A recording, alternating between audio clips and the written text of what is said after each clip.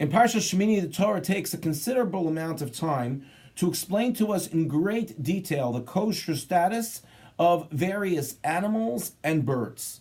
And Rashi explains to us that when Moshe was teaching this parsha to the Jewish people, what he did was he actually brought out each animal and each bird, and he would say to the Jewish people, this one that you see here is considered to be kosher.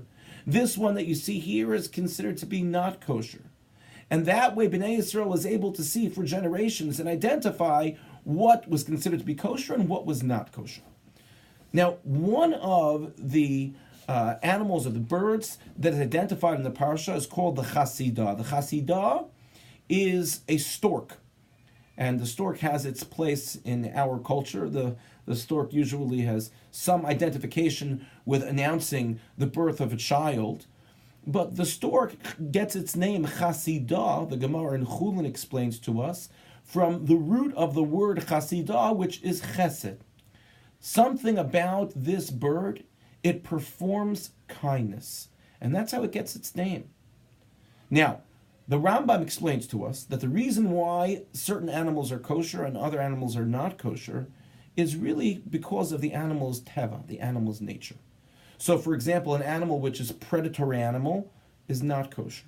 An animal which is a calm and peaceful animal is kosher. And on a deeper spiritual level, as we consume those animals, it has an impact on us. And so that's the background, the history. So the Rambam says when you see an animal that has a repulsiveness to its behavior, that animal is not going to be kosher. When you see an animal that has a certain sense of peace, that animal is going to be identified as is in this parsha as being a kosher animal. So if that's the case, then we really have a question, because that Gemara in Chulin says that the stork is considered to be a kind animal, yet the Torah tells us that this stork, the chasidah, is an animal which is not kosher. So if naturally its character trait is to be kind, why is it not considered to be a kosher animal? So the Chidushei Harim Zecher Tzadik Livracha explains to us the following. Yes, it is true that the stork, the chasidah, is given its name because of the chesed, the kindness that it displays. However, there is something that is missing and is fundamental within the character, the behavior of the chasidah, and that is the following. The chasidah is kind, but it's only kind to its friend, to those that the stork, this bird is comfortable with. But for everyone else, this chasidah is not kind. And so the Chidushei Harim explains that's why it ends up that even though it has this character trait of kindness, it's not a kosher animal. Because it can't be just a little bit of the way, it has to be the whole way. An animal has to be inherently and sincerely kosher in its behavior, in order to not be considered, in the words of the Rambam, achzari, as in repulsive. And I think it's so important for us to understand this lesson when it comes to us as we apply it to our lives in performing chesed. We are now in the period of time of Sfira.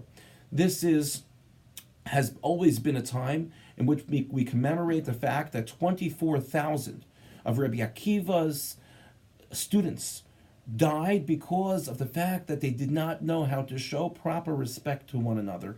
And we mourn during this period of time because of that. And so we focus on the lesson, the great lesson of Rabbi Akiva, of V'ahavta l'reacha kamocha ze klal gadol b'Torah, that based on the pasuk, that to love another person like oneself, that is the most important, a great principle in the Torah. And so we focus on how we treat other people during this period of time. And particularly in this area of chesed is an area for us to learn from.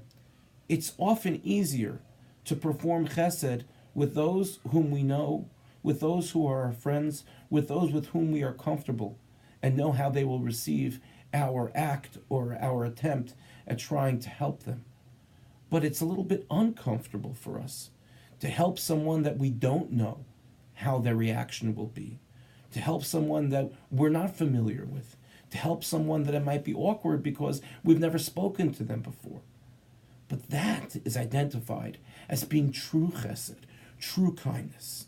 And so during this period of time, the lesson for us is to just go out of our way just a little bit to be kind to not only those who we're used to being kind to, but be kind to those who we're not necessarily used to being kind to, those who we haven't necessarily engaged with before.